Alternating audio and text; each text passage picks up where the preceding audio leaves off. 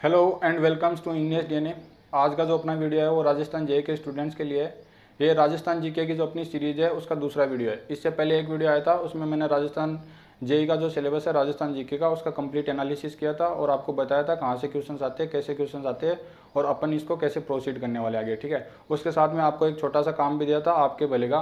मैंने बोला था एक आपको ऐसा मैप परचेज करना, ज़्यादा महंगा नहीं आता, 80-90 रुपये का आता है, और उसके साथ में एक ऐसे मैप की आपको ब्लैंक मैप की बुक परचेज करने को कहा था। उसके साथ में ये कहा था कि एक मैप है ना आपको गूगल से या कहीं से भी देख के भर लेना है। ठीक है, नहीं तो ये मैप लाए होगे तो उससे देख के आपने भर लिया होगा। ये मैं मान के चल रहा हूँ दोनों काम आपने कर लिए होंगे। अगर नहीं किए तो इस वीडियो को देख लो, इसमें तो ज़्यादा चीज़ें रिलेट नहीं होगी। अगली वीडियो कल आएगा, उससे पहले पहले ना आप ये चीज़ ले आना, दोनों ये लाना आपके लिए बहुत ज़रूरी है। इसका इंपॉर्टेंस आपको पता चलेगा जब मैं यहाँ पे पढ़ाऊँगा। ठीक है, तो इस चीज़ को तुम बहुत सीरियस लेना, इसलिए मैं इस पर इतना ज़्यादा जोर दे रहा हूँ। ठीक है, अब अपन अपना वीडियो स्टार्ट करते हैं। अपने वीडियो का जो आज का टॉपिक है, अपने पहला चैप्टर स्टार्ट किया है। यहाँ पे देखो, राजस्थान का परिचय, इंट्रोडक्शन। कोई भी नया सब्जेक्ट स्टार्ट करते हैं तो सबसे पहले सब्जेक्ट का अपन इंट्रोडक्शन देते हैं। अब देखो इंट्रोडक्शन में क्या आएगा, आप जो ये राजस्थान देख रहे हैं ना, ये राजस्थान है, वर्तमान राजस्थान। ठीक है, आप अगर गूगल से देख के मैप भर रहे हो ना, अगर आपको ये मैप नहीं मिलता तो आप कोई पुराना मैप उठा लेना। 26 जनवरी 1950 से पहले रियासतें होती थी और उनमें हो सकता है कि ये वाला पोर्शन आपको नहीं मिले, ये वाला पोर्शन थोड़ा बहुत यहाँ से नहीं मिले, क्योंकि राजस्थान का एकीकरण हुआ था। पूरे भारत में सारी रियासतों को मिलाया गया था और उसके बाद स्टेट्स बनाए गए थे। तो जो एकीकरण हुआ था ना, वो अलग अलग चरणों में हुआ था और अलग अलग चरण का अलग अलग मैप है, लेकिन फाइनल मैप जो है ये है। ठीक है, तो वो कैसे एकीकरण हुआ था वो तो जब राजस्थान का एकीकरण वाला जब अपना चैप्टर आएगा उसमें बताएंगे, उस वहाँ पे डिटेल में बताएंगे आपको कि कैसे कैसे कौन कौन सी रियासतें मिली, कौन से डिस्ट्रिक्ट मिले, कौन से कहाँ से मिले, सारी एकदम बताएंगे। अभी अपन बेसिक बात कर रहे हैं, इंट्रोडक्शन है, इसलिए कि राजस्थान वर्ड कहाँ से आया, और ये बहुत इंपॉर्टेंट है। यहाँ से क्वेश्चन आएगा ही आएगा, 100% आएगा। इस इतने एक में से एक या दो क्वेश्चन बनने के पूरे पूरे चांस है। ठीक है, तो इसको बहुत सीरियसली लेना तुम। देखो प्राचीन काल में क्या था ना, कि ये तो नहीं था राजस्थान, लेकिन इस एरिया को, जो भारत का पश्चिमी उत्तर पश्चिम में जो एरिया था, उसको लोग बाग बोलते थे मरुवार। ठीक है, कुछ लोग इसको मरु प्रदेश भी बोलते थे, कुछ लोग मरुकांतर भी बोलते थे। देखो ये मरु वर्ड इसमें ऐड हो रखा है, ये कहाँ से आया, मरु क्यों आया, क्योंकि राजस्थान को किस लिए जाना जाता है, यहाँ पे मरुस्थल है इस पूरे एरिया में। ठीक है, तो उसी के नाम पे ये तीन नाम आए थे। अब देखो दो को तो मैंने ऐसे रखा है, इस एक अंडरलाइन किया, ये स्पेशल है क्या, ये बहुत स्पेशल है। इस पे एक क्वेश्चन बनता है, बहुत ही इंपॉर्टेंट क्वेश्चन। क्वेश्चन क्या, सुनो। आपको क्या बोलेगा, आपको बोलेगा कि निम्न में से रामायण में राजस्थान का कौन सा नाम लिखित है, मतलब लिखित प्रमाण मिलता है वहाँ पे। ठीक है, आपको नाम बोल दिए तो आप मान लोगे क्या, कोई लिखित प्रमाण तो होगा ना, तब भी तो आप उसको ऑथेंटिक मानोगे। तो रामायण के अंदर राजस्थान का जो नाम दिया गया वो दिया मरुकांतर। एक बार फिर से सुन लो, रामायण के अंदर राजस्थान को मरुकांतर वर्ड दिया गया है। ठीक है, इसीलिए इसके अंदर नीचे अंडरलाइन है। अब दूसरा क्वेश्चन क्या बनता है, दूसरा क्वेश्चन ये बन सकता है कि प्राचीन राजस्थान का कौन सा नाम निम्नलिखित में से नहीं था।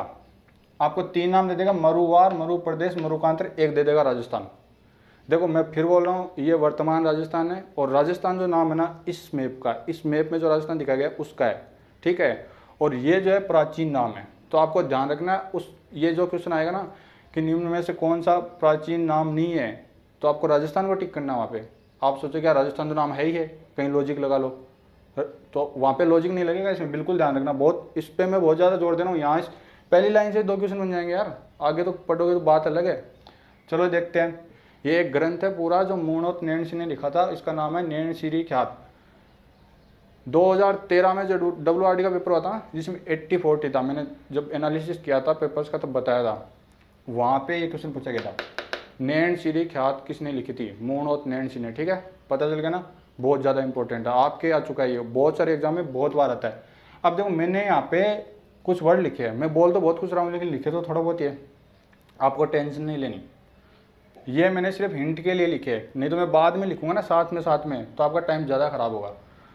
इनकी पूरी लैंग्वेज के अंदर ना जो लिखा हुआ है, मेरे खुद के लिखे हुए नोट्स है, वो आपको डिस्क्रिप्शन में मैंने लिंक दिया है, वहाँ पे मिल जाएंगे PDF। ठीक है, उस PDF में सिर्फ 10 पेज है, पहली जो PDF दे रहा हूँ, पूरे नोट्स नहीं दे रहा, मेरे पास पूरे है, मैं पूरे दे सकता हूँ आपको, लेकिन क्यों नहीं दे रहा बता देता हूँ, क्योंकि यहाँ पे आपका नुकसान हो सकता है, इसलिए डिस्कस करना जरूरी हो गया।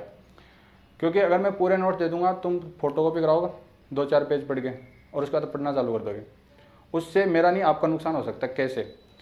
किसी के भी नोट्स तब भी फॉलो करने चाहिए जब आपने उसकी क्लास ली हो, क्योंकि मेरे से भी बहुत ज्ञानी लोग हैं, उनके नोट्स मार्केट में अवेलेबल है, तो फिर आप उनके खरीद लो, ठीक है। तो इसलिए अगर मैं दे दूंगा तो आप ले लोगे उनको, और फिर क्या करोगे, पढ़ोगे तो कुछ चीज़ें या तो रिलेट नहीं कर पाओगे, या फिर मैंने एक लाइन लिखी और उसके पीछे जो रामायण बोली है वो आपको याद नहीं होगी, तो वहाँ से आपका क्वेश्चन गलत हो सकता है, तो आपकी मेहनत खराब हो सकती है। इसलिए मेरे को पता है कि आप क्या करने वाले हो, इसलिए मैंने इतना ही दिया है। जबकि नोट्स मैं आपको सारे दूंगा, जैसे जैसे वीडियो आएंगे हर वीडियो में आपकी PDF मिल जाएगी। 2-3 वीडियो जो आगे आएंगे उनके नोट्स मैं दे दिए इसमें, वो इसलिए दे दिए सारे नोट्स पढ़ लेना आप, ताकि थोड़ा बेस बन जाए। उसके बाद में जब मैं यहाँ स्टार्ट करूँगा ना, तो आपको पता रहेगा कि मैं क्या बोल रहा हूँ, क्योंकि नोट्स पढ़े होंगे, ठीक है। तो ये चीज़ बताना जरूरी होगी थी, क्योंकि आप जैसे अभी डिस्क्रिप्शन में जाके देखोगे ना, आपको 10 ही पेज मिलेंगे, फिर आप बोलोगे यार पागल ही बना रहा है, नोट्स दे ही नहीं रहा, ठीक है। देखो 2 पॉइंट के बारे में अपनी बात हो चुकी है कि राजस्थान के 3 वर्ड आए थे, और ये जो मोणोत नैणसी ने लिखी थी, नैणसी ख्यात। अब देखो इसको याद करने का तरीका देखो, नैणसी इस जो ग्रंथ है इसके अंदर नैणसी वर्ड आ रहा है, और जो आदमी का नाम है ना उसमें भी नैणसी आ रहा है। उस आदमी ने अपने नाम पे ये ग्रंथ लिखा था और राजस्थानी भाषा में लिखा था, ठीक है। तो ये आपको याद हो जाएगा, मैं मान के चल रहा हूँ। चलो अब देखते हैं, विक्रम संवत 682, ठीक है, उसके अंदर एक नाम दिया गया था राजस्थान द्वितीय। अब यार विक्रम संवत ही याद करना जरूरी है क्या? देखो ये हिंदी में चल रहा है, विक्रम संवत ही याद करना जरूरी है आपको। अगर आप इंग्लिश में याद करोगे तो आपको गड़बड़ हो जाएगा, क्योंकि ये विक्रम संवत क्या होती है, ये 2 तरीके की संवत होती है। जब वो चैप्टर आएगा ना जिसमें मैं सारी संवत वगैरह पढ़ाऊंगा, वहाँ पे बताएंगे। अभी तो यही याद रखो, विक्रम संवत, ये ना ये याद रखना जरूरी है, क्योंकि यहाँ पे घुमा देगा, कुछ और दे देगा वो, ठीक है। और ये भी याद रखना जरूरी है, इस पर भी क्वेश्चन बनता है। ये राजस्थान द्वितीय किसने लिखा था? देखो राजस्थान का जो पहला शिलालेख है ना, जो है बसंतगढ़ शिलालेख, ठीक है, और वो है सिरोही में। उसमें इसके बारे में कुछ लिखा हुआ था, और इसको जो नाम दिया गया था ना, वो दिया गया था राजस्थान द्वितीय। अब देखो शिलालेख क्या होता है, जो राजस्थान के नहीं है उनको तो समझ नहीं आएगा शिलालेख क्या होता है, मैं बता देता हूँ। आप किसी भी जो पुरानी प्रॉपर्टी है, जैसे किसी किले पे जाओगे या कहीं भी जाओगे ना, तो वहाँ पे आपको एक पत्थर दिखेगा, ठीक है, और उसके ऊपर पहले के टाइम पे पेन नहीं होता था, तो क्या करते थे वो लोग, उससे मतलब ऐसे खोद के उसके अंदर लिख देते थे, पत्थर के अंदर, उसको बोलते थे शिलालेख। और उसके अंदर है ना कुछ हिस्ट्री लिखी होती थी, जैसे अपन पेज में हिस्ट्री लिखते ना, वैसे पत्थर पे हिस्ट्री लिखी होती थी। तो वो जो पत्थर होता ना, उसको बोलते हैं शिलालेख, ठीक है। तो जो पहला शिलालेख तो अभी बहुत सारे हैं, लेकिन राजस्थान का जो पहला शिलालेख था ना, वो था बसंतगढ़ शिलालेख, और वो था सिरोही में, और उसमें राजस्थान को नाम दिया था राजस्थान द्वितीय। समझ गए? ठीक है। तो ये कहाँ से आया मैंने बता दिया, नोट्स पढ़ोगे जब और क्लियर हो जाएगा। इसके बाद देखो, राजस्थान में जब अंग्रेज आए थे, तो सबसे पहला अंग्रेज जिसने राजस्थान के बारे में अध्ययन करना स्टार्ट किया था, वो किया था 1800 में, ठीक है। 1800 में जॉर्ज थॉमस नाम का एक आदमी था, ये आयरलैंड का है। अब ये कंट्री याद रखना जरूरी है, इस पर भी क्वेश्चन आता है, हर लाइन में हर वर्ड पे क्वेश्चन है, ठीक है। ये 1800 याद रखना ना, ये भी जरूरी है, क्योंकि इसके बाद एक 1805 में दूसरा आदमी आएगा, इसलिए ये क्वेश्चन पूछ लेता है। देखो जॉर्ज थॉमस नाम का आदमी आया था, और ये आदमी था आयरलैंड का। इसने व्यवहारिक रूप से राजस्थान को राजपूताना नाम दिया। इसने क्या किया, राजस्थान को घूमा, इसको पता चला कि यहाँ पे पूरा जो राज है वो राजपूतों का है और राजा महाराजाओं का है, ठीक है। राजपूत ही राजा महाराजा होते थे पहले, तो उसने उनके आधार पे इसको राजपूताना नाम दिया व्यवहारिक रूप से। अब यार व्यवहारिक और लिखित में पता तुमको फर्क होगा। व्यवहारिक का मतलब है जैसे मैंने तुमको कोई चीज़ बोली, ठीक है, और उसका 5-7 लोगों ने ये है कि प्रूफ दे दिया कि हाँ हमने सुनी, या फिर उसने कहीं बताया कि किसी भी सभा में कि ये जो है इसका नाम है राजपूताना, ठीक है। ये व्यवहारिक बोल के चला गया, राजपूताना इसका नाम। अब ये मर गया, जब इस पे घूम रहा था ये पूरे राजस्थान में, जब इस पे रिसर्च कर रहा था कि कैसी क्या संस्कृति है सारी चीज़ें, तो ये बीच में ही मर गया था। और मरा कहाँ था, बीकानेर में मरा था ये। अब यार ये बीकानेर है ना, इस पे भी क्वेश्चन बनता है कि जॉर्ज थॉमस जो है मरा कहाँ था, ये बीकानेर में मरा था, और इसने व्यवहारिक रूप से दिया था राजपूताना। यार ये व्यवहारिक पे बार बार बोल रहा हूँ, क्योंकि अभी देखना लिखित में अलग आदमी ने दिया था, बोला किसी और ने था, रिटर्न में किसी और ने दिया था। तो इसको व्यवहारिक रूप से तो किसने दिया था और लिखित में किसने दिया था, दोनों चीज़ें अलग अलग है, ठीक है, कंफ्यूज मत होना। अब देखो 1805 के अंदर इसी का कोई दोस्त होगा, जिसका नाम था फ्रैंकलिन। ठीक है, इस फ्रैंकलिन ने क्या किया, इसकी जितना भी रिसर्च था ना उसके ऊपर एक बुक लिखी, क्योंकि ये तो मर गया था बीच में। और उस बुक के अंदर इसने लिखित में जो है राजपूताना नाम दिया राजस्थान को। ठीक है, तो देखो व्यवहारिक रूप से किसने दिया, जॉर्ज थॉमस ने। लिखित में किसने दिया, फ्रैंकलिन ने। ठीक है, अब फ्रैंकलिन की वो जो बुक थी ना उस पर बहुत इंपॉर्टेंट क्वेश्चन बनता है। ये 100 मैं सारी इंपॉर्टेंट चीज़ें डिस्कस कर रहा हूँ, बाकी तो आप पढ़ते रहो, बहुत बड़ा है यार ये। लेकिन देखना क्वेश्चन इससे बाहर नहीं जाएगा, इस चीज़ की मैं गारंटी देता हूँ। और ये जो वर्ड है ना आपको नोट्स देखते आराम से याद हो जाएंगे, क्योंकि वहाँ पे चीज़ें लिखी हुई है तरीके से। देखो इसकी जो बुक है ना उसको तुम रट लेना भाई, बिल्कुल रट लेना। देखो क्या, military memorials of George Thomas. देखो इस बुक में नाम आ रहा जॉर्ज थॉमस। ठीक है, ये इसी की जो रिसर्च थी उस पर इसने लिखी थी, इसलिए क्रेडिट किसको दिया इसने, इसको जॉर्ज थॉमस को दिया, क्योंकि रिसर्च तो इसी का था, बस इसने तो लिखी थी बुक। इसलिए इसकी बुक में आपको याद करने का सबसे अच्छा तरीका है कि यार ये जॉर्ज थॉमस का नाम आएगा। ठीक है, आपको 4 बुकों के नाम दिए होंगे, लेकिन ये जो राजपूताना नाम है वो लिखित में फ्रैंकलिन की जो बुक थी 1805 में आई थी, और जिस बुक के नाम में भी जॉर्ज थॉमस है, और जो रिसर्च किया था वो जॉर्ज थॉमस ने किया था। तो ये आप याद रख लेना, बुक को याद करने का तरीका मैंने बता दिया कि उसके में रोज जॉर्ज थॉमस आएगा नाम। ठीक है, ये क्लियर होगा ना ऐसे कि राजपूताना कैसे आया, किसने बोला, किसने लिखा, सारी चीज़ें। ठीक है, यहाँ पे कुछ गलत नहीं होना चाहिए, कन्फ्यूजन मत होना बिल्कुल भी। देखो अब देखो ये हो गया 1805। अब 1829 में एक महान आदमी आए जिनका नाम था कर्नल जेम्स टोड। अगर इस पूरे में से अगर क्वेश्चन बनता ना तो 70% चांस है कि क्वेश्चन यहीं से बनेगा। बताऊँ क्यों? पहली बात तो इस पर क्वेश्चन आ चुका है आपके WRD 2013 में। दूसरी चीज़ कि ये आदमी ने राजस्थान का सबसे ज़्यादा अध्ययन किया था, और आपका जो लेवल है ना वो यहीं तक है। ये इसके अंदर भी घुमा सकता है, अगर दिमाग उसका सटका ना लेवल को थोड़ा बढ़ाया तो यहाँ पे आपको घुमा सकता है। लेकिन ये आदमी क्यों फेमस है देखना, अभी आपको खुद को ही पता चल जाएगा। देखो 1829 में आया था कर्नल जेम्स टोड, इसका नाम था। और इसका एक दूसरा नाम है ना बड़ा ही फेमस है, घोड़े वाले बाबा। अब आपके राजस्थान जेईई में क्या क्वेश्चन आया था कि घोड़े वाले बाबा कौन थे, और उसने ऑप्शन दे दिए George Thomas, Franklin, colonel James Tod, और 2-4 नाम और दे दिए। अब बिल्कुल यहीं पे रट लेना इसको कि घोड़े वाले बाबा थे कर्नल जेम्स टोड। घोड़े वाले बाबा 3 वर्ड आ रहे हैं, कर्नल जेम्स टोड 3 वर्ड आ रहे हैं। देखो मैंने ट्रिक बता दी है, बार बार वीडियो देखोगे ना याद हो जाएगा। ठीक है, कर्नल जेम्स टोड 3 वर्ड, घोड़े वाले बाबा 3 वर्ड, गेम खत्म, भूलना मत बिल्कुल भी। इस आदमी ने पूरे राजस्थान में बहुत ज़्यादा रिसर्च करी थी, और आज की जो राजस्थान जीके आप पढ़ रहे हो ना वो 80% से ज़्यादा तो इसी आदमी की रिसर्च है। अगर ये आदमी नहीं होता ना तो आज तुम्हारे इतने बुरे दिन नहीं आते, सच बात बोल रहा हूँ। ठीक है, तो इसको तो तुम रट लेना भाई।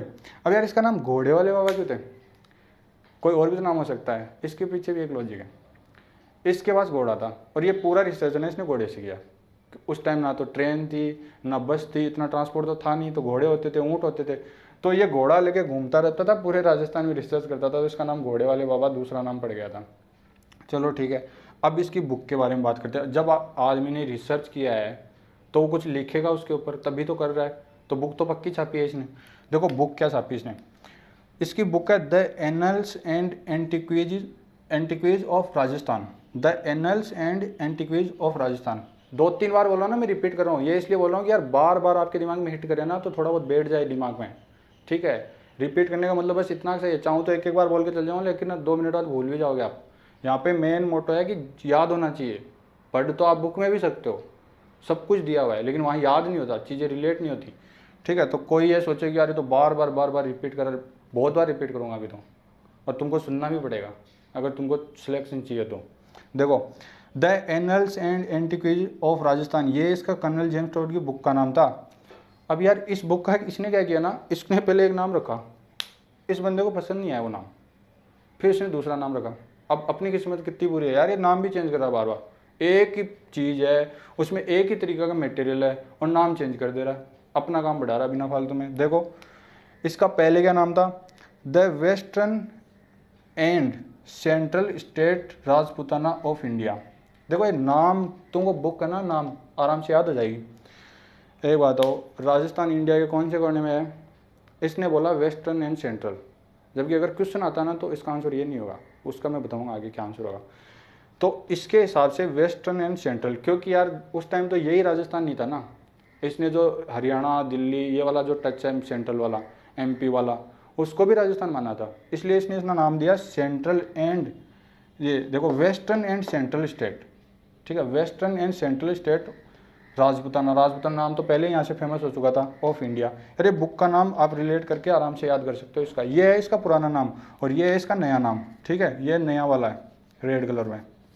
तो अगर आपको ये नाम दे दे या फिर पूछ ले कर्नल जेम्स टॉड की पुराना नाम था बुक का, वो कौन सा था? ये देखने में ऐसे लग रहा है लेकिन ये क्वेश्चन आते हैं इस पर बहुत बार, बहुत सारे एग्जाम में रिपीट होता है, ये सारे जितने वर्ड लिखना सब में से क्वेश्चन है। चलो यहाँ पे क्या होता है ना, इस आदमी ने क्या किया भाई साहब, बुक तो रख दी, लिख भी दी इसने, लेकिन उसमें राजस्थान का इसने अलग अलग नाम दिया। देखो इसने क्या नाम दिया, एक नाम दिया राजस्थान, दूसरा नाम दिया इसने रजवाड़ा, क्योंकि राजा महाराजा का वो सारा यहाँ पे शासन चलता था, तो इसने नाम दिया रजवाड़ा। फिर इसने दिया राजस्थान और इस आदमी ने राजस्थान भी दिया। ये तीनों नाम इसके दिए हुए हैं। अब देखो आपसे पूछे कि 26 जनवरी 1950 से पहले राजस्थान नाम किसने दिया, ठीक है, पूछ सकता है ना, बहुत सारे नाम आ गए अभी तो। 26 जनवरी 1950 से पहले राजस्थान नाम किसने दिया? कर्नल जेम्स टॉड ने दिया था, बिल्कुल याद रख लेना। 26 जनवरी 1950 को राजस्थान को संवैधानिक नाम दिया गया था। इस पूरे एरिया का नाम राजस्थान 26 जनवरी 1950 को एक समिति थी, सत्यनारायण राव समिति, उसने सिफारिश करी थी कि इस एरिया का नाम राजस्थान दिया जाए। तो जो फाइनल है ना नाम रजिस्टर हुआ था वो हुआ था राजस्थान 26 जनवरी 1950 में, लेकिन उससे पहले ही नाम दे दिया था किसने? कर्नल जेम्स टॉड ने। यहाँ पे कन्फ्यूजन हो सकता है, बिल्कुल क्लियर करना। अब यार ये सत्यनारायण राव समिति क्या है? जब आप एकीकरण पढ़ोगे ना तो वहाँ पे 7 चरण आएंगे। पहले 3 जिलों को जोड़ा, फिर 4 को जोड़ा, फिर और जोड़े, फिर और जोड़े, इधर से काटे, इधर से काटे, ऐसे करते करते 7 आ गए थे। और उनमें अलग अलग समितियाँ थी, क्योंकि कोई एक आदमी ने तो किया नहीं है काम, पूरा ग्रुप होता आदमियों का, ठीक है। वो आदमी भी नाम याद करने पड़ेंगे आपको सारे, वो लेकिन उनकी ट्रिक आराम से याद हो जाएंगे। तो वो जो एक समिति आई थी उन्हीं में से, और उसने एक सिफारिश करी कि इस एरिया का नाम राजस्थान दे दो, तो वहाँ से आपका ये राजस्थान नाम बन गया था, ठीक है। तो संवैधानिक मान्यता राजस्थान इस नाम को मिली थी 26 जनवरी 1950 में, याद हो जाएगा। चलो ये तो हो गया इस राजस्थान नाम का गेम ओवर, कि यार इसकी क्या रामायण है बड़ी लंबी चौड़ी, कि राजस्थान नाम आया कहाँ से। क्वेश्चन इस पर 100% बनेगा जहाँ तक मुझे लग रहा है इस बार। अब देखो तुमको ये राजस्थान कैसा लग रहा है यार, रफली बताओ। देखो ये और ये पतंग जैसा नहीं लग रहा है कुछ? रोम्बस आकृति समझता ना इंग्लिश में, पतंग। उस रोम्बस को हिंदी में क्या बोलते हैं? विषम कोणीय चतुर्भुज। इसके एंगल 90 डिग्री थोड़ी है, तो समकोण चतुर्भुज तो हो नहीं सकता, ये विषम कोणीय चतुर्भुज, ठीक है। तो इसके 3 नाम हो गए। अब इसकी आकृति कैसी दिखती है तुमको? विषम कोणीय चतुर्भुज, पतंग जैसी पतंगाकार दिखती है, और इंग्लिश में बोले तो रोम्बस। अब इंग्लिश वाला भी याद रखना है, और ये विषम कोणीय चतुर्भुज भी याद रखना है, और पतंगाकार, क्योंकि ये तीनों नाम पे ना ऑप्शन में आएंगे कोई ना कोई, ठीक है। इन तीनों में से एक आएगा, ऐसा नहीं कि कोई एक आएगा। इंग्लिश में पेपर आएगा तो रोम्बस आएगा, जब हिंदी वाला ऑप्शन आएगा ना उसमें भी रोम्बस लिखा होगा, और इंग्लिश वाले ऑप्शन में भी रोम्बस लिखा होगा, क्योंकि पेपर हिंदी और इंग्लिश दोनों में आता है। देखो, और ये विषम कोण याद रखना यार, वो समकोण चतुर्भुज विषम कोण चतुर्भुज दोनों ऑप्शन देता है, वाकई में देता है, पुराने पेपर में जाके देखना आप। तो ये विषम कोण पे इसलिए 90 डिग्री पे मैंने जोड़ दिया। अगर एक वर्ड एक लाइन भी बोल रहे हो ना तो समझना वो बहुत ज़्यादा इंपॉर्टेंट है, हर वर्ड को पकड़ना होगा आपको। 4 बार वीडियो देखोगे पकड़ लोगे। अब देखो ये नाम तो दे दिया विषम कोणीय चतुर्भुज, रोम्बस, पतंगाकार, लेकिन दिया किसने? टी.एच. हैंडले। 2013 में जो WRD ने पेपर कराया था ना उसमें क्वेश्चन आया था ये, टी.एच. हैंडले। आपके जेई की बात कर रहा हूँ, इस आदमी का नाम तुम रट लेना, बिल्कुल रट लेना, मेरे को लग रहा है इस बार क्वेश्चन आ सकता है ये। देखो जो 2016 वाले पेपर आए थे ना उसमें क्या क्वेश्चन आया था कि राजस्थान की आकृति कैसी है। मैंने पहले जो वीडियो आया था ना, ये पूरी सीरीज चालू हुई उसी में बताया था ये कि राजस्थान की आकृति कैसी है, इस पे क्वेश्चन आया था। एक बार फिर बता देता हूँ, राजस्थान की आकृति कैसी है, और ऑप्शन में आए थे विषम कोणीय चतुर्भुज, समकोण चतुर्भुज, और ऐसे और भी नाम आए थे। तो इस आकृति के ऊपर क्वेश्चन आ गया है, ठीक है। अगर उसी पेपर को देख के दोबारा बनाए तो अगला सोच सकता है कि यार ये आकृति पे तो आ गया, तो चलो मेहनत तो करते नहीं है, तुमको पता है, बुढ़े पेपर बनाएंगे। तो वो क्या करेगा, अरे ये नाम किसने दिया, TH हैंडलर ने, एक क्वेश्चन ठोक देगा। ठीक है, तो इसलिए इसको याद करना जरूरी है, क्योंकि 2016 में एक क्वेश्चन आ चुका है इस आकृति पे, अब इसका नाम पूछ सकता है और ये इंपॉर्टेंट भी है बहुत, और भी बहुत सारे एग्जामों में आता है। चलो ये तो हो गई इसकी आकृति की बात। अब देखो इसका क्षेत्रफल कितना है, 3,42,239 किलोमीटर है। डेटा ना खतरनाक वाला सा, लेकिन तुमको रटना पड़ेगा, क्योंकि क्षेत्रफल का क्वेश्चन आता है, बहुत सारे डेटा आएंगे, तुमको रटने पड़ेंगे। तुम लिख लेना, कहीं भी लिख लेना, दीवार पे लिख लेना, टेबल पे लिख लेना, तुम्हारा जैसे मन करे ना पर लिख लेना, इसको रट लेना। ठीक है, इस पे क्वेश्चन आता है। डेटा तो बहुत सारे हैं, लेकिन मैं एक ही लिखा है क्योंकि ये सबसे ज़्यादा इंपॉर्टेंट है। देखो ये तो हो गया किस में, किलोमीटर्स में। अब दूसरा क्वेश्चन क्या पूछ सकता है तुमसे कि राजस्थान का जो क्षेत्रफल है वो भारत के क्षेत्रफल का कितना है। ठीक है, वो है 10.41%, 10.41% है किसके, भारत के क्षेत्रफल का, राजस्थान का क्षेत्रफल। ये दोनों इंपॉर्टेंट है, इस पे है ना क्वेश्चन बहुत बार आया। ये वाला भी पूछ लेता है कई बार, अगर उसका दिमाग सेट का डेटा पूछने तो ये डाल देगा, और नहीं तो इजी, थोड़ा सा इजी करेगा तो ये डाल देगा, नहीं तो ये डाल देगा। ठीक है, दोनों तुमको याद करने पड़ेंगे। अब देखो अभी इस आदमी ने क्या बोला कि ये क्या है, राजस्थान कहाँ पे है, वेस्टर्न एंड सेंट्रल स्टेट। लेकिन इसका अभी तुमसे पूछे ना कि राजस्थान भारत के कौन सी दिशा में है। ठीक है, ये भारत है पूरा, इसमें राजस्थान कौन सी दिशा में है, राजस्थान है उत्तर पश्चिम। जब तुम इंडिया का मैप देखोगे ना तुमको लगेगा ये पश्चिम में है, लेकिन ये पश्चिम में नहीं है। पश्चिम अगर तुम पूरा देखते हो तो उसमें तुम्हारा गुजरात भी आ जाता है। ठीक है, इधर और एमपी का भी थोड़ा बहुत पार्ट आ जाता है। तो भाई ये जो है उत्तर पश्चिम में है। तुम अगर मैप याद रखे राजस्थान किधर से है इंडिया के, यार उधर से है, ऑप्शन में पश्चिम पे टिका देगा, इसलिए लिखा है इसको। ये तुम है ना, क्योंकि ये नेगेटिव मार्किंग है, ऑप्शन तो तुम क्लिक करोगे ज़्यादा सोचोगे ही नहीं, जैसे याद आएगा चिपका दोगे, देख लियो। ठीक है, चलो ये तो कुछ इसके बारे में बेसिक बातें हो गई। अब अपन किसके बारे में बात करेंगे, अब अपन इस मैप के बारे में बात करेंगे थोड़ी। और अब जो बात करेंगे ना उसमें से 2016 का जो जेईई था उसमें एक क्वेश्चन आया था, और क्वेश्चन क्या आया था कि राजस्थान का अक्षांश में या देशांतर में, एग्जैक्ट मेरे को याद नहीं है, अक्षांश में पूछा था या देशांतर में, पर क्वेश्चन ये था कि राजस्थान का अक्षांश में या देशांतर में विस्तार कितना है। वो था ना कि जैसे 6 डिग्री 47 मिनट 8 डिग्री ऐसे डेटा है। ठीक है, मैं अभी आपको बिल्कुल रटा दूंगा वो कितने हैं। तो अब अपन वो सारी चीज़ें स्टार्ट करते हैं। ठीक है,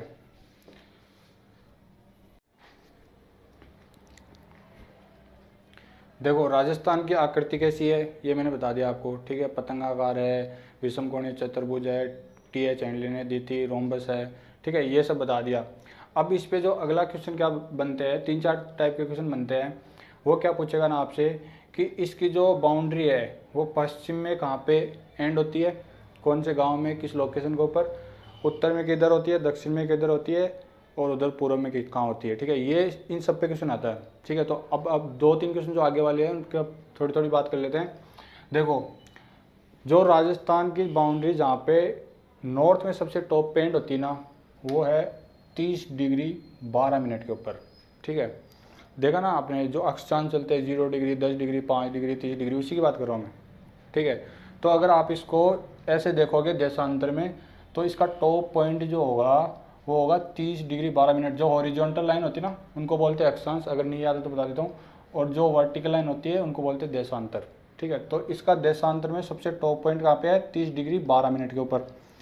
सबसे जो बॉटम में है इसका, जो साउथ के अंदर, वो है 23 डिग्री 3 मिनट। ठीक है, इसके बाद देखो इसका जो सबसे पश्चिम में जो पॉइंट है वो है 69 डिग्री और 30 सेकेंड, 69 डिग्री 30 सेकेंड। ठीक है, और इधर जो सबसे पूर्व में जो सबसे लास्ट पॉइंट है वो है 78 डिग्री 17 मिनट। बोले यार ये क्या चल रहा है, ये कैसे याद होगा, ये याद करना ही पड़ेगा तुमको। थोड़ा सा शॉर्ट कर सकता हूँ अगर तुमको थोड़ी सी मैथमेटिक्स आती है। तुमको अगर टाइम का और कोऑर्डिनेट का सिस्टम पता ना कि कितने डिग्री पे कितना टाइम चेंज होता है, तो आगे आने वाले 2-3 क्वेश्चन आपके रटने नहीं पड़ेंगे। ठीक है, बाकी तो यार याद करना ही पड़ेगा, कुछ नहीं कर सकते इसमें, सीधे डेट टाइम में क्या कर सकता हूँ इसमें।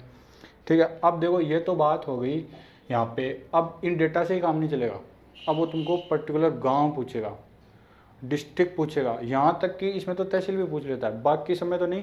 तो उनको देखो तुम, सबसे ऊपर वाला जो पॉइंट है ना, तुम्हारे पास जो मैप है ना, मैंने काम दिया था ना तुमको कि मैप भर के लाना, उसमें देखो तुम यहाँ पे कौन सा है। ये है गंगानगर, श्री गंगानगर जिसको तुम बोलते हो।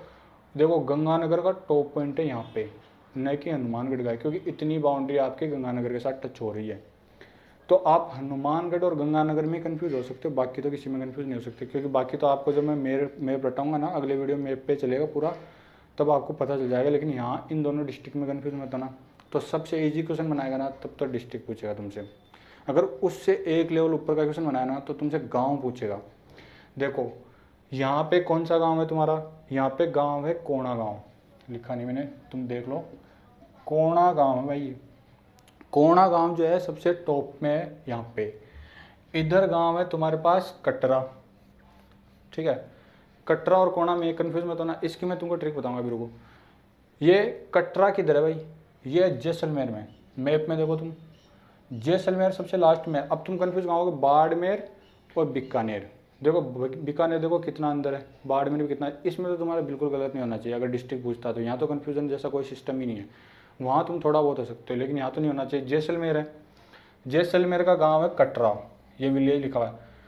इस जैसलमेर में ना ये गांव पे काम नहीं चलाता, ये तहसील भी पूछता है तुमसे। बाकी में तो कभी तहसील नहीं पूछता, पर इसमें पूछता, पता नहीं क्यों, कोई स्पेशल होगा पता नहीं। देखो सम तहसील है तुम्हारी, जैसलमेर में तुम्हारे पास सम तहसील है, ठीक है। और गांव का नाम क्या है, कटरा। अब तुमको ऑप्शन देगा और बोलेगा कि इसका पश्चिमतम बिंदु कौन सा है, कौन सा गांव है, और तुमको ऑप्शन में कटरा और सम दोनों दे देगा। अब तुमको गांव कौन सा है, तहसील कौन सी है, यहाँ कंफ्यूजन नहीं होना चाहिए, ये बिल्कुल क्लियर कर लेना। गांव कौन सा है, कटरा, तहसील कौन सी है, सम। याद कैसे रखोगे, ये नाम तो आपने सबने सुना होगा यार, तुम जिसके साथ भी रहते हो ना, मतलब समझ जाओ, वो तुमको हर 5 मिनट में ये तो दे ही देती है। और देखो ये सबसे पहले आता है, सबसे पहले कौन आता है अपने घर में, सबसे छोटा जो होता है। सब जब भी कोई चीज़ आती है ना, सबसे पहले उसी का नंबर आता है कि सबसे पहले ये लेगा। तो सबसे छोटा क्या होता है, गांव छोटी होता है कि तहसील छोटी होती है। बहुत सारे गाँव को बना के एक तहसील बनाते हैं, ठीक है। तो गांव छोटा होता है, तो गांव में क्या आता है, क्या आता है, इसमें भी क्या आता है, उसके बाद में सम आता है। तो देखो यहाँ से आपको नाम भी याद हो गए और ये भी कन्फ्यूजन नहीं रहेगा कि गाँव कौन सा है, तहसील कौन सी है, ठीक है। इसकी ये ट्रिक है ना, तुम लिख लेना। जब नोट्स में तुम करो तो मैं बहुत सारी ट्रिक तुमको, मैं लाइनें लिखी है नोट्स के अंदर, ट्रिक के नहीं लिखी है। तो तुम कुछ लंबी लंबी जो ट्रिक है ना, जिन पे पूरी थ्योरी चलेगी आगे, वो तो लिखी है, लेकिन इस तरीके की छोटी छोटी चीज़ें ना, वो दिमाग में मेरे तुरंत ही क्लिक होती है, तो मैं बता देता हूँ लॉजिक लगा लगा के, तो तुम लिखते रहना, ठीक है। चलो ये तो इसकी बात हो गई, इसकी हो गई कोणा श्रीगंगानगर। अब आ जाओ तुम नीचे, देखो इधर आओ तुम, ये बांसवाड़ा, ये कलर दिख रहा है ना तुमको, पिंक टाइप का थोड़ा सा, ये बांसवाड़ा। अब तुम डूंगरपुर और बांसवाड़ा में कन्फ्यूज मत होना यार, बांसवाड़ा तो डूंगरपुर के पूरा पूरा नीचे है। अपने मैप में देखो बांसवाड़ा में लास्ट पॉइंट है। अब देखो इस लास्ट पॉइंट कौन सा है, बोरकुंड है। बांसवाड़ा में ब आता है, ठीक है, और बोरकुंड में भी ब आता है। किसी और में ब आता है क्या, इधर आता है ये तुम्हारा कटरा, इधर आता है कोणा, ठीक है। देखो इधर जो गांव आता है ना, वो आता है राजखेड़ा, मैंने लिखा नहीं क्योंकि इधर जगह नहीं थी, ठीक है। ये आता है तुम्हारा राजखेड़ा, राजखेड़ा। देखो बांसवाड़ा में ब और बोरकुंड में ब, और किसी में नहीं आता। देखो तो ये तुम्हारा याद हो गया, सबसे नीचे तुम्हारे पास बोरकुंड है बांसवाड़ा में, इधर तुम्हारा याद हो गया, इसकी ट्रिक हो गई। इसका तुमको याद ही करना पड़ेगा यार, इसका मेरे पास कोई ट्रिक नहीं है। इधर की ट्रिक बताता हूँ, राजखेड़ा कहाँ पे है, आ जाओ मैप में, धौलपुर पे आओ तुम। देखो धौलपुर और भरतपुर में बिल्कुल कन्फ्यूज मत होना। अगर तुम गौर से मैप को देखोगे ना, तुम्हारे पास छोटा मैप होगा तो तुमको लग रहा होगा कि यार ये भरतपुर तो नहीं है। देखो धौलपुर थोड़ा सा आगे निकला हुआ है भरतपुर से, ठीक है, बिल्कुल क्लियर दिख रहा है यहाँ पे। तो तुम्हारे में थोड़ा हो सकता है तुमको हो जाए कन्फ्यूज, देखना तुम गौर से, धौलपुर है ये। तो लास्ट कहाँ पे है, धौलपुर में है क्या, राजखेड़ा। याद कैसे करोगे, पहले किसका राज था, राजाओं का राज था, ठीक है। राजा कभी कपड़े धोते थे क्या, नहीं धोते थे ना, वो किसी जगह धुलाते थे। तो देखो राजखेड़ा राजा और ये धौलपुर, मेरे हिसाब से तो याद हो जाएगा, कन्फ्यूजन नहीं होना चाहिए। चलो ये हो गई इसके लास्ट गांव और इसके लास्ट पॉइंट्स की बात यहीं पे ख़त्म नहीं होती, और डेप्थ में जाएगा अभी क्वेश्चन, और 100% जाएगा। आया हुआ क्वेश्चन है राजस्थान जेईई में, इसलिए बोल रहा हूँ। देखो क्या क्वेश्चन जाएगा, अक्षांश में, मतलब यहाँ में यहाँ पे तुम्हारे पास अक्षांश में यहाँ से लेके यहाँ तक जो है कितना डिफरेंस है इन दोनों की लोकेशन में। अब तुम देखो, या तो ये दोनों याद कर लो और डिफरेंस माइनस करके कैलकुलेट कर लो, या फिर ये एक याद कर लो और डिफरेंस याद कर लो, ये कैलकुलेट करके निकालो। ये तो सिंपल है यार, तुम आराम से इतना तो दिमाग लगा ही लेते होंगे। ठीक है, मैं तुमको लिख देता हूँ यहाँ पे 8 डिग्री 47 मिनट है। गेम यहीं पे ख़त्म नहीं होता और अंदर जाएगा। कैसे जाएगा? अब तुमसे डिस्टेंस पूछेगा, बोलेगा नहीं मेरे को ये नहीं पता करना लोकेशन में कितना, तुम मुझे डिस्टेंस बताओ। ये 869 किलोमीटर 869। अब यार तुम्हें बताओ, तुम्हें थोड़ी बहुत मैथमेटिक्स आती नहीं? तुमने 10th क्लास में जो ज्योग्राफी पढ़ते थे जब लगाई होगी, तो तुमको क्या पता होगा कि 1 डिग्री के ऊपर कितनी डिस्टेंस होती है। ठीक है, मतलब अगर तुम यहाँ पे 1 किलोमीटर चलते हो तो तुम्हारा टाइम में कितना डिफरेंस आता है। तो अगर तुम ये याद कर लेते हो या डिफरेंस याद कर लेते हो तो ये भी निकाल सकते हो और तुम ये भी निकाल सकते हो। अब ये कैसे निकाल सकते हो ना यार, वो मैं नहीं बताऊंगा क्योंकि तुम इंजीनियर हो। अगर तुमको ये भी नहीं आता ना तो भाई तुम गूगल करके देख लो यार, क्योंकि बहुत सारे लोगों का टाइम खराब हो जाएगा अगर मैं यहाँ पे मैथमेटिक्स पढ़ाने लग गया तो, है ना। तो ये तुम निकाल लेना, नहीं तो तुम याद कर लेना अपने हिसाब से। अब देखो ये भाई साहब ये क्या बोलेगा, गेम यहीं खत्म नहीं होता। मेरे को ये नहीं लोकेशन में कितना डिफरेंस है, डिस्टेंस कितनी है, मेरे को इससे कोई लेना नहीं, मुझे ये बताओ कि टाइम में कितना डिफरेंस है। अब जब तुमको ये निकाल सकते हो तो ये भी निकाल सकते हो, और जब ये निकाल सकते हो तो टाइम में डिफरेंस भी निकाल सकते हो। ये भी तुमने सीखा होगा कभी ना कभी, इसका भी फॉर्मूला होता है, तुम देख लेना जाके। ठीक है, तो ये 3 चीज़ें निकाल सकते हो तुम कब, जब तुम एक इसको रट लो और एक इसको रट लो। अब ऐसा ही सीन इधर हो जाएगा, कोई 2 डेटा रट लो 3 निकाल लो, जो तुम्हारा मन करे 2 रट लो, बस कैलकुलेशन तुमको आनी चाहिए। थोड़ा सा ईजी कर दिया। ठीक है, ये चीज़ तुमको कोई नहीं बताएगा यार कैसे तुम निकाल लो। मैं फिर भी बता रहा हूँ कि तुम्हारे पास एक ऑप्शन है, तुम थोड़ा सा फॉर्मूला सीख लोगे तो इन डेटा को रटने से तो ज़्यादा ही बेटर चीज़ है ना। अब देखो इधर तुम्हारे पास कितना डिफरेंस है, इधर तुम्हारे पास डिफरेंस है देशांतर के अंदर तुम्हारे पास 7 डिग्री 9 मिनट का। लोकेशन की बात कर रहा हूँ, टाइम की बात नहीं कर रहा हूँ। ठीक है, ये इधर 35 मिनट और 8 सेकंड है। ठीक है, और लेंथ में कितना डिफरेंस है, 8 से 26 किलोमीटर। अब तुम इसको 8 से 26 को ध्यान से याद रखना, इसको भी, क्योंकि देखो दोनों ही 800 की रेंज में है। तो अगर जब तुमसे क्वेश्चन पूछेगा ना तो क्वेश्चन में ये ऑप्शन और ये ऑप्शन दोनों ही दे देगा, 100% देगा, और कोई आंकड़े दे नहीं दे, 2 तो ये पक्के देगा। अब तुमको 826 ये वाला है और ये वाला है।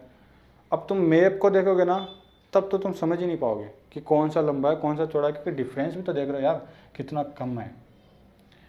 तो तुम कभी मैप देख के वहाँ लॉजिक लगाने मत लग जाना, यहाँ तुम्हारा गलत हो सकता है। यहाँ कोई लॉजिक नहीं लगेगा, सीधा तुमको रटना ही है भाई। दूसरा क्वेश्चन क्या बनता है ना कि ये बताओ तुम कि जो है इसकी लंबाई, मतलब अभी इसकी ये वाली डायमेंशन ज़्यादा है कि ये वाली जाए, ये तो तुमको डेटा देख के पता चल रहा है। अगर तुम डेटा नहीं रटते हो तो तुम्हारा ये क्वेश्चन भी फिर गलत हो सकता है। अगर तुमसे डेटा पे क्वेश्चन ना पूछ के तुमसे डायरेक्ट पूछ लेगा कि कौन सी में ज़्यादा है, ये बनता है क्वेश्चन, आया हुआ है बहुत बार।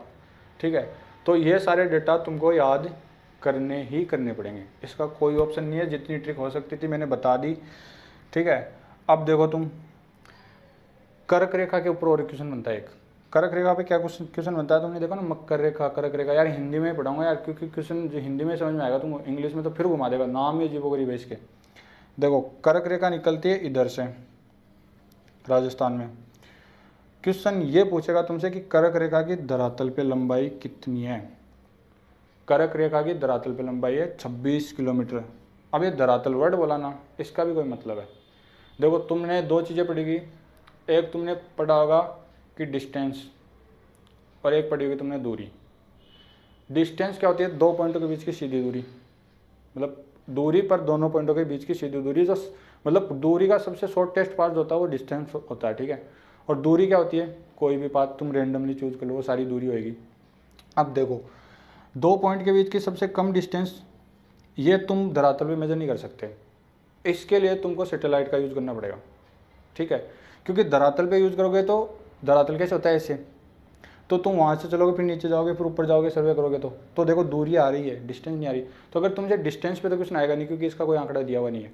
तुम पे तो क्वेश्चन जो आएगा ना दूरी पे आएगा, लेकिन वो धरातल याद रखना। धरातल का मतलब यहाँ दूरी है, तो ये दूरी जो है ना तुम अगर ग्राउंड पे मेजर करोगे जब तुम्हारी 26 आएगी, यही क्वेश्चन बनता है। ठीक है, तो डिस्टेंस वाला तो तुमको कोई टेंशन ही नहीं है, वो दिया ही नहीं इन्होंने कुछ। अब देखो यहीं पे क्वेश्चन खत्म नहीं होता कर्क रेखा पे। कर्क रेखा पे दूसरा क्वेश्चन जो आता है वो आता है कि ये कितने डिस्ट्रिक्ट में से निकलती है। ये तो नॉर्मल सी चीज़ है। देखो यहाँ पे कर्क रेखा निकलती है भाई यहाँ से, ये जो डूंगरपुर है ना और इसकी जो बांसवाड़ा की दोनों की सीमा जहाँ पे एंड होती है ना, यहाँ पे जहाँ पे एंड पॉइंट पे टच होती है, ये वहाँ से निकलती है। अब तुमको कोई अगर ये बोले ना कि कर्क रेखा बांसवाड़ा से निकलती है, क्योंकि इसका 99% पार्ट तो बांसवाड़ा से जा रहा है, सिर्फ 1% पार्ट वहाँ पे टच हो रहा है जो डूंगरपुर में टच हो रहा है। ये 1% तुम्हारा क्वेश्चन गलत करा देगा। अब तुमको देगा कॉम्बिनेशन डूंगरपुर बांसवाड़ा, बांसवाड़ा के साथ में इधर ऊपर वाला डिस्ट्रिक्ट दे देगा, इधर वाला दे देगा, मतलब कॉम्बिनेशन ऐसे बनाता रहेगा। तो तुमको डूंगरपुर और बांसवाड़ा कॉम्बिनेशन याद रखना है, और ये भी याद रखना कि डूंगरपुर को टच करती है। ठीक है, बिल्कुल क्लियर कर लेना यहाँ पे। अब देखो यहीं पे गेम ओवर नहीं होने वाला तुम्हारा। वो पूछेगा डूंगरपुर में कौन से गांव में से निकलती है। यार एक बात हो, 26 किलोमीटर की लेंथ है, तो पूरे जो डूंगरपुर नहीं बांसवाड़ा में पूरा तो 26 किलोमीटर थोड़ी होगा, काफ़ी चौड़ा होगा ना। उसका कोई पर्टिकुलर एरिया होगा जिसमें से निकल रही होगी, उसका नाम है कुशलगढ़। इसको रेड में क्यों लिखा है? क्योंकि अगर तुम्हारे तीसरे लेवल का क्वेश्चन उसने बनाया ना, जो तुमसे बांसवाड़ा भी नहीं पूछ रहा, तुमसे डूंगरपुर भी नहीं पूछ रहा, तुमसे पूछ रहा भाई गाँव का नाम, तब कुशलगढ़। अब तुम ये मत सोचना यार मैं तो जेई हूँ, मेरे तो ऊपर से आता आर्य सोलो क्या आता होगा ये कुशलगढ़। ये तुम्हारे ही आता है भाई, ये तुम्हारे ही आएगा कुशलगढ़। ना तो तुम्हारे बांसवाड़ा आएगा ना तुम्हारे डूंगरपुर आएगा, जहाँ तक मेरे को लगता है, जितना मेरे को एक्सपीरियंस है। ठीक है, ये तुम इसी को इसलिए ना मैंने रेड में रखा है। और अगर तुम्हारे बिल्कुल जीरो लेवल पे क्वेश्चन दे देगा ना, बिल्कुल ऐसे एकदम ईजी, तब तुमसे 26 किलोमीटर पूछेगा। अब देखो कर्क रेखा ने डिवाइड कर दिया राजस्थान को 2 पार्ट में। अब 2 पार्ट में डिवाइड कर दिया तो इसका जो वेदर है, जो तुम स्टैंडर्ड है, वो भी 2 में चेंज हो गया। ताप कटिबंध जिसको तुम बोलते हैं, अब उस ताप कटिबंध का क्वेश्चन आता है। ठीक है, देखो नीचे वाला जो होगा वो उष्ण ताप कटिबंध होगा। ये तो तुमने 8वीं 9वीं में पढ़ लिया होगा, कर्क रेखा के नीचे तो कौन सा होता है और ऊपर कौन सा होता है। ये उष्ण ताप कटिबंध एकदम याद रखना। ये है तुम्हारे ऊपर वाला पार्ट जो पूरा राजस्थान लगभग है 99%, वो है शीतोष्ण ताप कटिबंध। शीतोष्ण, शीत प्लस उष्ण, शीतोष्ण, और ये है तुम्हारे उष्ण। अब क्वेश्चन या तो ये पूछ सकता है कि 2 कौन से ताप कटिबंधों में बांटता है, या फिर ये पूछ सकता है राजस्थान का मैक्सिमम पार्ट जो है कौन से ताप कटिबंध में है, वो तुम्हारा शीतोष्ण के अंदर है। सबसे कम जो है थोड़ा सा पार्ट है वो तुम्हारे पास उष्ण में है। अब देखो तीसरा क्वेश्चन और ज़्यादा डेप्थ में जाएगा ना, तब तुमसे क्या पूछेगा कि राजस्थान का कौन सा डिस्ट्रिक्ट जिसका मैक्सिमम पार्ट उष्ण ताप कटिबंध में है। यार ये मैप तुमको याद करना, मैंने बता रहा हूँ क्यों इंपॉर्टेंट है। तुमको अगर ये पता चल गया कि बांसवाड़ा में से निकल रही है, तो ऑब्वियसली बांसवाड़ा का ही जो है ना मैक्सिमम पार्ट, ये नीचे इतना सा रह गया, वही होगा उष्ण ताप कटिबंध में, और तो कोई सा डिस्ट्रिक्ट का पार्ट टच ही नहीं हो रहा। अब तुम बोलोगे कि यार डूंगरपुर भी तो टच हो रहा है, मैं बोला डूंगरपुर तो सबसे ऊपर आता है, बस सीमा यहाँ पे बाउंड्री पे टच होती है। तो मैक्सिमम, मैंने एक और वर्ड बोला कि मैक्सिमम किसका है, मैं ये नहीं बोला कि किसका किसका है, मैं बोला मैक्सिमम किसका है। क्वेश्चन बहुत ज़्यादा डेप्थ में दे देगा ना जब यहाँ ले आएगा वो, तो तुम बोलना कि इसका है भाई बांसवाड़ा का मैक्सिमम। ठीक है, तो ये हो गया और ज़्यादा डेप्थ में अगर वो पहुँच गया तो। अब देखो उसका दिमाग और सटकेगा, अभी इतनी आसानी से नहीं छोड़ेगा तुमको। वो क्या करेगा ना, कोई बुढ़ा होगा ना एकदम, उसने पूरी ज़िंदगी इसी में गुजार दी, वो तुमको और थोड़ी सी लगाएगा, तुम्हारे 10th की ज्योग्राफी इसमें घुसाएगा। सारी लॉजिक है यार, अगर तुमको थोड़ी बहुत भी पुराना बेस ठीक है ना, तो आधी चीज़ें याद हो रही है। वो तुमसे पूछेगा कि सूर्य की किरणें सबसे ज़्यादा सीधी कौन से डिस्ट्रिक्ट पे पड़ती है, और सबसे कम सीधी मतलब सबसे ज़्यादा इंक्लाइन कहाँ पे होती है। यार ये कर्क रेखा का कॉन्सेप्ट तुमको पता है ना, कर्क रेखा क्या होती है, ये मैं नहीं बताऊँगा यार, नहीं पता तो देख लेना। अगर इतना बताने लग गया ना तब तो हो ही नहीं पाएगा सिलेबस। सबसे सीधी किसके पास पड़ेगी, जो कर्क रेखा के सबसे पास में होगा। बात चल रही है डिस्ट्रिक्ट की, देखो सबसे ज़्यादा सीधी जो पड़ती है ना, वो पड़ती है बांसवाड़ा के ऊपर, और सबसे ज़्यादा इंक्लाइन पड़ेगी किस पे, जो सबसे दूर होएगा। अगर तुम इधर और इधर देखोगे तो लगभग बराबर से ही है, लेकिन बात हो रही है इधर इधर, क्योंकि ये जो है ना कर्क रेखा ऐसे थोड़ी है, ये तो ऐसे ओरिजेंटल होती है।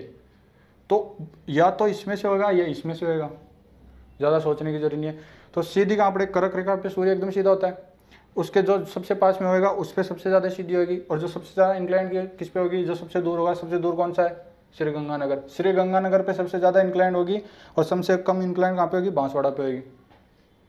समझ रहे हो बात को? क्वेश्चन है ना तुमसे और घुमा लेगा, इसमें घुमाता जाएगा घुमाता जाएगा। अब इतना ज़्यादा डेप्थ में अगर जाएगा ना तो तुम्हारा फिर है ना ये रटना काम नहीं करेगा, फिर तुम्हारा खुद का ही दिमाग काम करेगा, लॉजिक। ठीक है, और इस तरह के क्वेश्चन इतनी ज़्यादा डेप्थ में कम ही आते हैं, सीधे सीधे पूछते हैं। मेरे हिसाब से तो मैंने जो तुम्हारा लेवल देखा है कि गांव कौन सा है और ये पूछ लेगा, लंबा चौड़ा टाइम डिफरेंस और ये सब पूछ लेगा। इंक्लाइंड पे मेरे हिसाब से तो नहीं जाएगा, लेकिन मैं एक लेवल फिर भी ऊपर लेकर चल रहा हूँ, क्योंकि कुछ लोग जो जिन्होंने पहले पढ़ रखा ना उनको मज़ा ही नहीं आएगा अगर एक लेवल ऊपर नहीं रखूँगा तो। उनको लगेगा यार सब पढ़ा हुआ है, क्या बकवास पढ़ा रहा है। ठीक है, तो मेरे को एक लेवल मजबूरी में ऊपर चलाना पड़ेगा यहाँ पे। ठीक है, पर मैंने नोट्स के अंदर ना इंक्लाइंड नहीं लिखा यार, जितना तुम्हारा लेवल है ना उतना ही लिखा उसके अंदर, क्योंकि मैंने अपने एक्सपीरियंस बेसिस पे बनाया है। जब मैं तैयारी करता था ना तब जो नोट्स में जो आता था वो पढ़ा सारा, जो जहाँ से कोचिंग करी वो सारे नोट्स बनाए और पेपर को पढ़ने के बाद में उनमें कुछ चीज़ें ऐड करी और फिर फाइनल नोट्स की PDF दी आपको कहीं बुक पढ़ने की मेरे हिसाब से ज़रूरी नहीं है। अगर टाइम कम हो तो एक ही पढ़ लेना, क्योंकि मैंने 2 बुक रेफ़र करी है, लक्ष्य और धरोहर, और प्लस मेरे नोट्स उनमें से दिया। और यार मैं तो देखो इनमें सक्सेस हो गया, अब तुम्हारा पता नहीं देख भाई।